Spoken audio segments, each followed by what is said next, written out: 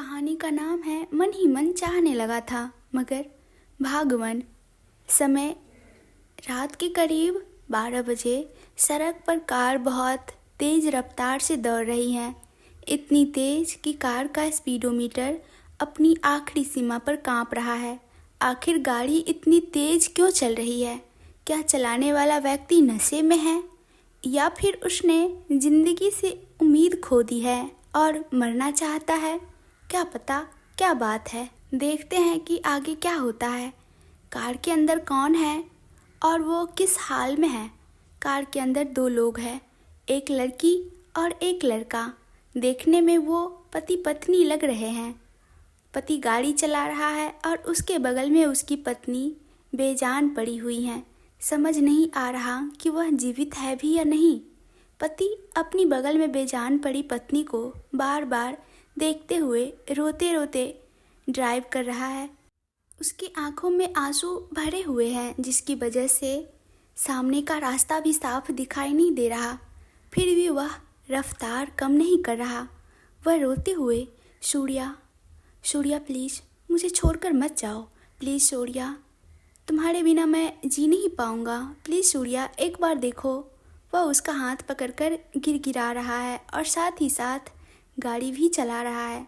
सूर्या, मैं सीरियस होके कह रहा हूँ, अगर तुम मुझे छोड़कर चली गई तो तुम्हारे पीछे आने में मैं एक पल भी नहीं सोचूंगा। सच कह रहा हूँ सूर्या, तुम मानो या ना मानो, मैं तुम्हारी मौत में भी साथ रहूँगा, क्योंकि I love you Surya, I love you. वह ज़ोर से चिल्लाता है। उसकी उस पुकार में इतना प्यार था कि मानो उसकी सांसों ने फिर से दम भर लिया हो। अब तक जो दिल धड़कना बंद करने की कगार पर था, उसके शब्दों को सुनकर तेजी से धड़कने लगा। अपने पति के मुंह से आई लव यू सुनते ही उसे फिर से जीने की चाह होने लगी। उसे अपने पति के साथ वह 100 सालों की ज़िंदगी दोबारा चाहिए, ऐसा लगता है। लेकिन उसकी एक जल्दबाजी ने उसे मौत की कगार पर लाकर खड़ा किया। असल में क्या हुआ है यह तो नहीं पता, लेकिन उस लड़की ने साड़ी पहनी है, हाथों में भर भर कर चूड़ियाँ, मांग में सिंदूर, कानों में झुमके और गले में मंगलसूत्र। वह 16 श्रृंगार किए हुए किसी नई नवेली दुल्हन की तरह बेहद खूबसूरत लग रही है। वह एक कुंदन की गुड़िया जैसी चमक रही है, लेकिन जैसे चांद में दाग होता है वैसे ही उस खूबसूरत चेहरे पर अब जान नहीं बची। उसके सुंदर होठों के कोने से खून बह रहा है। क्या उसने खुद करने की कोशिश की है? पर क्यों? उसे ऐसी क्या तकलीफ रही होगी? क्या उसका पति उसे प्यार नहीं करता? पर उसे देखकर तो ऐसा लगता है जैसे उसकी पत्नी ही उसकी जान हो। फिर उसने मौत को क्यों चुना? शायद जिंदगी उस नियति का एक खेल है। उस नियति ने उसके साथ कैसा खेल खेला और उसे मौत की ओर क्यों ले गई? कार अपनी मंजिल तक पहुंच गई, यानी हॉस्पिटल के सामने जाकर रुकी। वह कार से उतरा और डॉक्टर डॉक्टर चिल्लाने लगा। वहाँ नर्स और वार्ड बॉय स्ट्रेचर लेकर पहले ही तैयार थे, जिस पर सूर्या को लिटाकर अंदर ले जाया गया। उसके भाई ने पहले ही फ़ोन कर दिया था, इसलिए सूर्या को सीधे ऑपरेशन थिएटर ले जाया गया। 2 डॉक्टर भी सूर्या का इलाज करने के लिए तुरंत थिएटर के अंदर चले गए। ऑपरेशन थिएटर के बाहर वह खड़ा है, आंखों में आंसू हैं और डर के मारे उसका दिल जोर जोर से धड़क रहा है। उसकी जान जैसे हलक में अटकी हुई है। अपनी सूर्या को क्या होगा, इसी फिक्र में वह दीवार से सटकर खड़ा थिएटर की लाल बत्ती को टकटकी लगाए देख रहा है।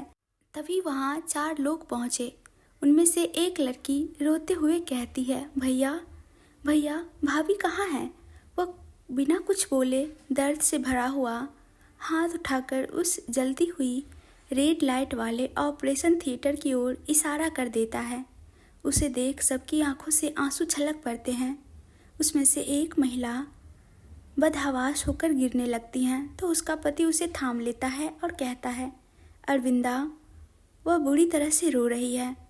उसका दूसरा बेटा, यानी कि उसका छोटा भाई, अपनी माँ को संभालते हुए कहता है, माँ, भाभी को कुछ नहीं होगा, प्लीज़ माँ, परेशान मत हो, अगर आप ही ऐसे टूट जाओगी तो भैया को हिम्मत कौन देगा। प्लीज़ माँ मत रो। वह खुद तो कह रहा है पर अपने भाई और भाभी की हालत देख उसके अपने आंसू भी नहीं रुक रहे। वह अपने बड़े भाई के पास जाता है और उसके कंधे पर हाथ रखकर कहता है, भैया।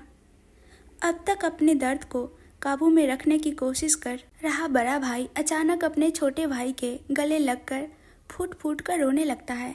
छोटा भाई मन ही मन, आई एम सो सॉरी भैया, भाभी की इस हालत और आपके इस दुख की परोक्ष की वजह कहीं न कहीं मैं ही हूँ।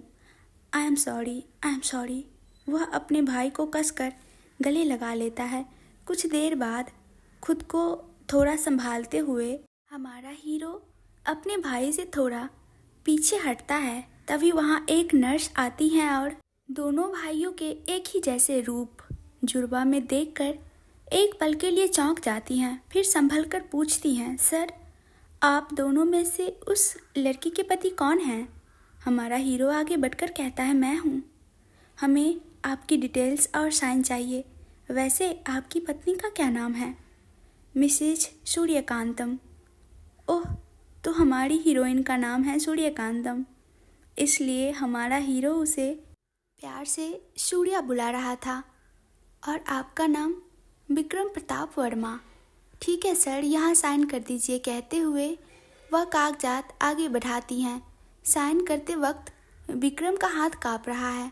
उसका छोटा भाई उसके कंधे पर हाथ रखता है और आंखों ही आंखों में ढांढस बांधता है कि सब ठीक हो जाएगा।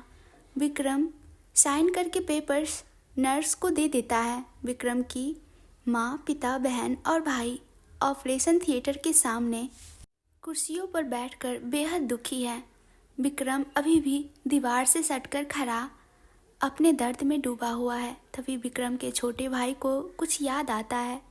वह अपनी जेब से एक खत निकालता है और विक्रम के हाथ में थमाते हुए कहता है, भैया, भाभी ने आपके लिए यह खत लिखा था। इतना कहकर वह वापस जाकर कुर्सी पर बैठ जाता है। विक्रम ने कांपते हाथों से वह खत खोला। उसमें लिखा था, मेरे प्रिय स्वामी, क्या आप हैरान हो रहे हैं कि जिस पत्नी ने आपको कभी पति का दर्जा तक नहीं दिया, वह आज आपको प्रिय स्वामी कहकर पुकार रही हैं। मुझे समझ नहीं आ रहा कि आपसे माफ़ी कैसे मांगूं, पर मैं जानती हूँ कि मेरे बिना कहे आप मुझे माफ़ कर देंगे, क्योंकि मेरे पति का दिल बहुत बड़ा है। भले ही मैं आपके प्यार को देख नहीं पाई या उसे समझ नहीं पाई, लेकिन मैं जानती हूँ कि आपने मुझे कितनी शिद्दत से मोहब्बत की है। सच तो यह है कि मैं आपके इस निस्वार्थ प्रेम के काबिल ही नहीं हूँ। कोई भी लड़की धन दौलत और रुतबे से बढ़कर एक ऐसा पति चाहती है जो उसे अपनी जान से ज़्यादा प्यार करे।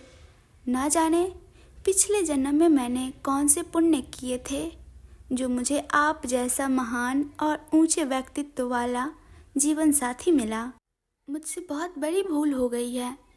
मेरा मन कुछ और कह रहा था, लेकिन मेरी आंखों ने मुझे धोखा दे दिया।